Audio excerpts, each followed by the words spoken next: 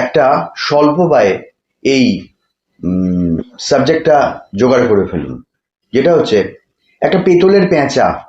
একটা পেতলের পেঁচা আপনি কিনে ফেলুন, যেভাবে হোক কিনে ফেলুন। একদম লক্ষ্মী লক্ষ্মী লাগবে না, শুধু পেঁচা। আপনি যদি চান যে আপনি একাই রোজ গেলে আপনি বাইরে রোজগার করতে যাচ্ছেন, মা লক্ষ্মীর এই পেঁচাটা আপনি আপনার পার্সের মধ্যে রাখতে পারেন।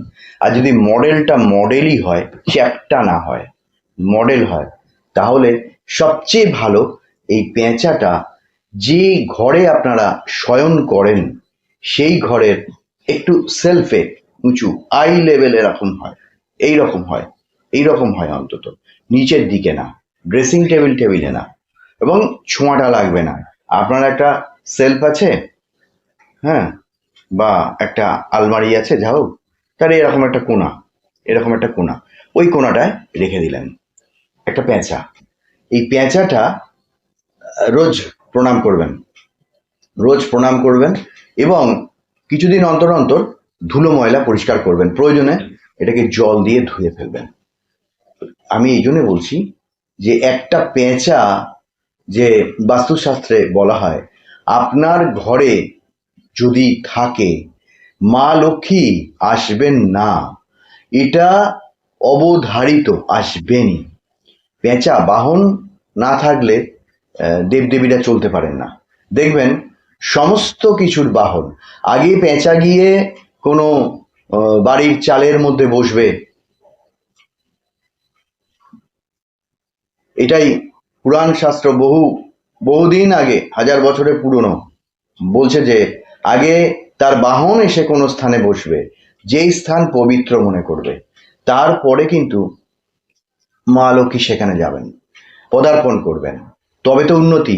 লক্ষ্মী ছাড়া বলে কেন, যে গৃহে মা লক্ষ্মী নেই সেই গৃহে অশান্তি, গন্ডগোল, ধুলো, নোংরা, একদম অরাজকতা চলে। মানুষগুলো কিন্তু ভালো, কিন্তু তাদেরকে একটা খারাপ শক্তি চেপে ধরে। পেঁচাকে সবচেয়ে ভালো গৃহে একটা ভালো স্থানে রাখা। আর যদি এমন হয় যে পার্সে বহন করতে পারেন, ছোট্ট একটা মডেল, হ্যাঁ, পেতলের হোক, তামার হোক, অন্য কোনো মেটাল লাগবে, অন্য কোনো ধাতুর হোক, যে কোনো ধাতু, সে চকচকে লোহা বা স্টিলেরও হতে পারে, বহন করুন, নয়তো ঘরে রাখুন। সবচেয়ে ভালো ফল পাবেন পিতলের একটা পেঁচা। এমন কিছু অর্থ পড়বে না, অর্থ ব্যয় করতে হবে না। আমি বলে দিলাম যে পেঁচা যেখানে থাকেন অর্থ আসবেই। আর আপনি যদি কোনো ব্যবসা স্থানের সঙ্গে যুক্ত থাকেন, আপনার যত ছোট আর যত বড়ই ব্যবসা থাকুক না কেন, আপনি একটা পেঁচার মডেল নিয়ে গিয়ে রাখবেন। একটা তো ধূপধুনো দেখানো পুজো করেন, প্রণাম তো করেন, দেখবেন ওটা কিন্তু লোকচক্ষের আড়ালে রাখবেন। এদিকে মানুষ থাকলে এমনভাবে থাকবে ওই পেঁচাটা আপনিই দেখতে পাচ্ছেন, কিন্তু তারা দেখতে পাচ্ছে না। দর্শন মানে কোয়ারি মানেই কিন্তু আপনার সেখানে পেঁচা উড়ে যাবে, লক্ষ্মী আসবেন না। এবং পেঁচা থাকলেই মা লক্ষ্মী আসবেন। আপনি যে ফটোই রাখুন না কেন, পেঁচা রাখুন, গণেশ রাখুন, লক্ষ্মী রাখুন, সেখানে লক্ষ্মী থাকবেন। তো এই একটা ছোট্ট জিনিস হয় সঙ্গে বহন করতে পারেন, নয়তো ঠাকুরের সিংহাসনে রাখবেন না, আলাদাভাবে রাখবেন। বেস্ট হচ্ছে শোয়ার ঘরে রাখবেন, একটু উঁচুতে রাখবেন। দেখবেন এটা রাখুন, আপনার হয়তো জোগাড় করতে 1 সপ্তাহ সময় লাগবে, তারপরে অনলাইনেও নিয়ে নিতে পারেন, তারপরে আপনার কিনেও আনতে পারেন, যে কোনোভাবে কালেক্ট করতে হবে। তো এইটা ফটো রাখলে কিন্তু হবে না, ফটোতে না, মেটালে। দেখবেন আপনার অর্থনৈতিক যে একটা চেপে ধরা মন্দা এরকম যদি কারোর থাকে, বা চালু ব্যবসা বসে গেছে, ভীষণ খারাপ হচ্ছে, আপনার উন্নতি আসতে আরম্ভ করবে। কর্মস্থানে সে চাকরি করুন, যাই করুন, যে ঠিক যেন অসুবিধে গন্ডগোল হয়তো চলছে, এটা সব কেটে যাবে। পেঁচা হচ্ছেন এমনই এক লক্ষ্মী, লক্ষ্মীর বাহন, যিনি লক্ষ্মীকে বহন করে নিয়ে যান এক স্থান থেকে এক স্থান। সে কোজাগরি বলুন, প্রত্যেক বৃহস্পতিবার সন্ধ্যায় বলুন, তিনি সেজন্য কোনো একটা কিছু উন্মুক্ত রাখতে হবে। সন্ধে হওয়ার আগে পর্যন্ত যে মেন ডোর, সেটা একদম অনেকক্ষণ ধরে বন্ধ তা না, সন্ধে যেই আপনি দিচ্ছেন মেন ডোরটা খুলে দেবেন, খুলে দিয়ে ভালো করে ওখানে জল ছেটাবেন, মা লক্ষ্মীর নাম, অন্যান্য ঠাকুর দেবদেবীর নাম করলেন, করে ভালো করে জল ছেটালেন, এবং চৌঘাটে জল দিলেন। সকালবেলাও করতে হয়, সন্ধ্যেবেলাও করতে হয়। দিলেন, দিয়ে বন্ধ করে দিলেন। এইবার যখন আপনি ধূপকাঠি মোমবাতি ঘুরছেন সারা বাড়িতে, তখন আবার দরজাটা খুলবেন, খুলে বাইরে গিয়ে এরকম করে করে করে করে দেবেন। দিয়ে তারপরে এসে আবার বন্ধ করবেন।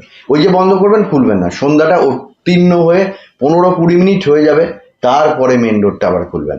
কারণ ধরা হয় এটাই, সন্ধ্যাকালে এইরকম আবাহন করলে মা লক্ষ্মী সে ঘরে আসেন, কিন্তু সেটা সঙ্গে সঙ্গে আপনি তো দেখানোর পরে বন্ধ করে দিলেন, ব্যাস ওই সময় মিনিট 15 রাখবেন, খুলবেন না।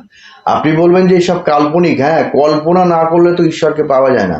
আমি যদি মনে করি যে আমি দূর ও সমস্ত করে কি হবে, তাহলে কি হবে? আমার আমার ওই অবস্থা যে তিমিরে সেই তিমিরেই হবে। আর পুজো আর্চা করে কোনোদিন কারো খারাপ হয়েছে কি দেখেছেন? যদি আন্তরিক হয়, যদি শুধু দেনা পাওনা না হয়, এই আমি এত দিচ্ছি কই আমার তো হচ্ছে না, এই এই সম্পর্ক যদি না হয়, তাহলে কি কখনো কারুর খারাপ হয়? খারাপ হতে পারে না। উন্নতি হবেই, কারুর তাড়াতাড়ি কারুর দেরিতে। এর সঙ্গে দেহের সংস্কারগুলো কাটানোর জন্য আরো আমি পেঁচাটাকে বললাম, বাড়িতে কিছু নেগেটিভ ওয়েভ আছে, আপনার দেহে আছে, মনের মধ্যেও আছে, এইগুলোকে কাটানোর জন্য ওই পেঁচাটাকে বসিয়ে রাখবেন, এতে কাজ হবে। ধন্যবাদ।